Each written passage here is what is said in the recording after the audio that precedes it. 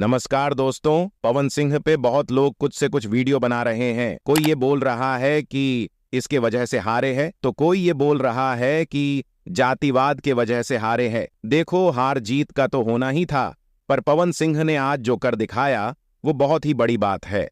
हार गया वो बात अलग है, लेकिन आज भी पवन सिंह को काराकाट से सपोर्ट करने वाले कम नहीं है।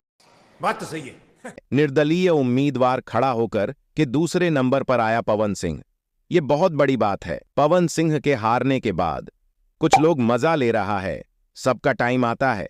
जो पहले किसी के बारे में ज्ञान दे रहा था कि गुंजन सिंह वोट 20,000 भी नहीं ला पाएगा, तो जाके देखो गुंजन सिंह को कितना वोट मिला है।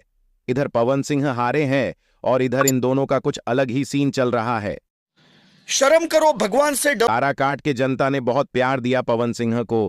कुछ लोगों को अच्छा नहीं लगा, पर कोई बात नहीं, फिर से कुछ अच्छा कोशिश होगा। जहां गलत हुआ था वहां सुधार होगा। पवन सिंह के हारने का वजह बताओ आप सब। क्या बोलूं मैं इस पे, क्या बोलूं क्या अब मैं इस पे।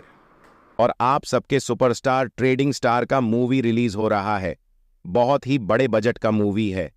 आप सबके नजदीकी सिनेमा हॉल में लगेगा, तो आप सब देखने जाना। बहुत अच्छा मूवी होने वाला है। क्या बात कर रहे हैं? और अभी भोजपुरी में कुछ लोग ही इस मूवी के बारे में बोल रहे हैं, जो कि सबको पता होना चाहिए कि खेसारी लाल का मूवी रंग दे बसंती आने वाला है। भोजपुरी के हर यूट्यूबर को इस मूवी पे चर्चा करना चाहिए। और लास्ट में हम यही बोलेंगे कि तुम और ये बहुत सपोर्ट किया पवन सिंह को। तुम सबने मिलके पवन सिंह को जितवा दिया। अब पवन सिंह के बारे में बोलना बंद करो। खत्म।